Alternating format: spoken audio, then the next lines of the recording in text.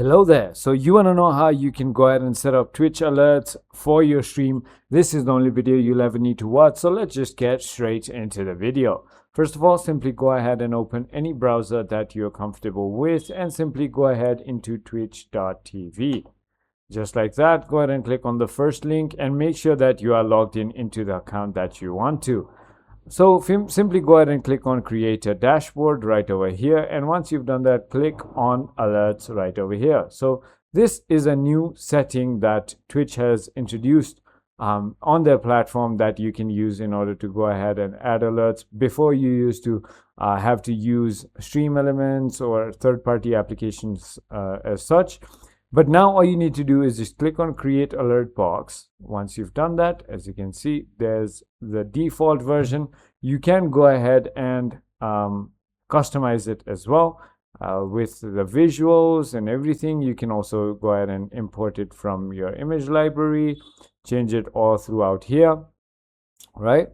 So as you can see, it is on right here. I can also go ahead and randomize with new variants for followers. As you can see, you can go ahead and add it for subscriptions. You can add it for gifted subscriptions. You can go ahead and add it for a lot of things, beats, combos, raids.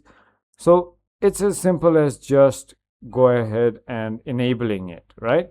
So now once we have enabled it, what we can do in order for us to go ahead and change it is, for example, go ahead into your visuals and sound and simply go ahead into your image library. You can choose something else from here, or you could also upload the files that you want to yourself. But there are a lot of lists that they have given. So as you can see, we can also use something like that, or anything that you prefer, to be honest. Just like that, all you need to do is just download and just add to alerts.